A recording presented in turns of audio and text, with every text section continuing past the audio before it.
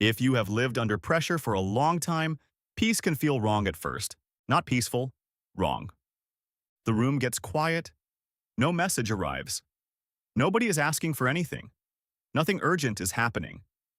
And instead of relaxing, your mind starts scanning. What did I forget? Who is upset? What is about to go wrong? Why does this feel too easy?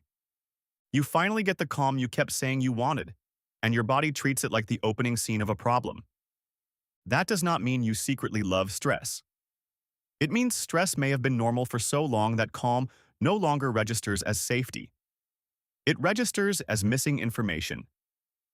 When life trains you to stay ready, stillness can feel suspicious. Let's slow this down. Calm feels suspicious after years of stress because your mind has learned to trust tension more than ease.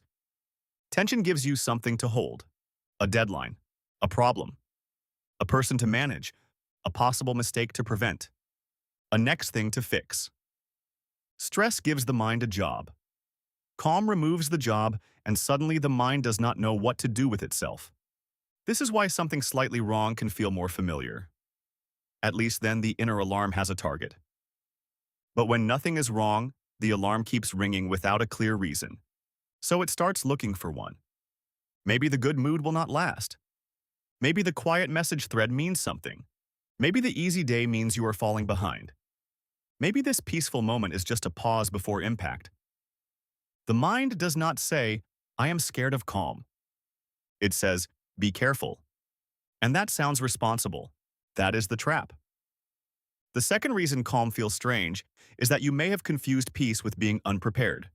You may have started believing that worry keeps things from falling apart. You think ahead. You rehearse conversations. You notice small changes. You prepare for disappointment before it arrives. After a while, this starts to feel like protection. So when you are calm, a hidden part of you worries that you are becoming careless. If I am not tense, will I miss something? If I am not checking, will people take advantage? If I relax, will I lose control? This is how peace gets mistaken for danger. Not because peace is unsafe, but because your system has linked readiness with tension. You may have handled so much while alert that your mind now believes alertness is the reason you survived. But tension was not your wisdom. It was the state you were forced to operate in. There is a difference. You can be aware without being braced. You can be responsible without being restless. You can be prepared without mentally standing at the edge of a cliff all day. The third reason calm feels suspicious is that stress can become a role. The one who handles everything. The one who notices what others miss. The one who never fully switches off. When calm arrives, it threatens the role. Who am I if I am not managing a problem? Who am I if nobody needs me urgently? Stress, even when painful, can give a strange sense of importance. Calm says something quieter. You can exist without performing. And that may feel unfamiliar. So the mind looks for a problem because a problem gives the old role somewhere to go. This is why the goal is not to force yourself to relax. Forcing relaxation often becomes another pressure project. Now you are stressed about not being calm enough. Instead, start by naming the suspicion. When peace feels uncomfortable, say, "This is calm. My mind is not used to it yet." That sentence matters. Without naming it, the mind treats the discomfort as evidence that something is wrong. But the discomfort may simply be the feeling of entering a room you have not lived in for a while. The room is quiet. Nothing is attacking you. You are just not familiar with the quiet yet. The first practice is to separate calm from danger. When a peaceful moment starts to feel too quiet, ask, is there an actual problem here? Or is my mind searching for one? Look for facts. Is there a message I must answer right now? Is there a real task I am ignoring? Is there a clear next step? If yes, take the step. If no, say, there is no problem in this moment. There is only unused alertness. Unused alertness is what happens when the alarm system has energy, but no actual fire. You do not have to obey it just because it is loud. The second practice is to let calm be small. Do not try to become a permanently peaceful person overnight. That creates another impossible standard. Start with 10 seconds. Sit in the quiet. Feel your feet. Notice one ordinary thing in the room.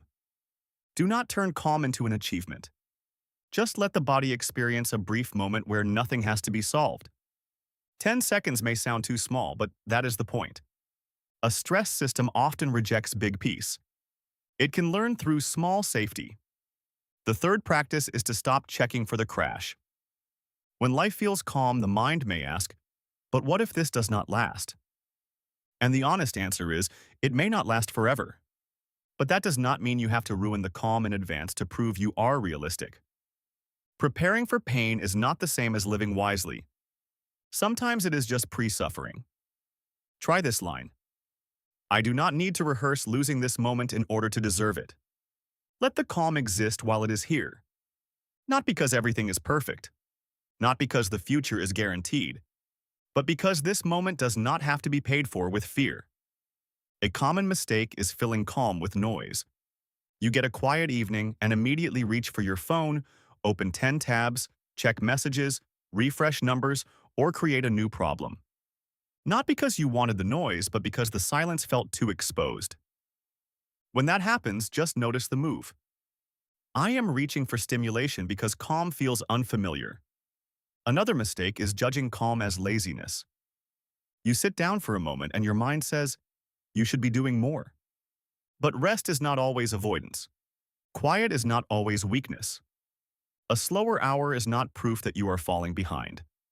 The final mistake is waiting until everything is settled before you allow peace. Life rarely gives perfect settlement. If peace requires every open loop to close first, you may never be allowed to feel it. So peace has to be practiced inside an imperfect life, not as denial, as permission. Calm may not feel good at first. It may feel empty. It may feel suspicious. It may feel like your mind has lost its usual handle. That is okay. Do not measure peace by how comfortable it feels on day one. Measure it by whether you can stay with it for a few seconds longer without inventing a threat. And if this kind of quiet inner work is useful to you, subscribe, like, or leave a comment with the word calm. It helps the channel, and it also tells me which inner patterns you want more videos on. The next time your life gets quiet and your mind starts scanning, pause. Do not rush to fill the silence. Do not assume the calm is a warning. Do not punish yourself for needing time to trust it. Just say, this is calm. My mind is learning not to fear it. Then stay for one breath. That is enough for today. Because after years of stress, peace does not always arrive like relief. Sometimes it arrives like a room with no alarm going off. At first, that silence can feel strange, but strange does not mean unsafe. Sometimes strange is just the sound of your system meeting a new normal.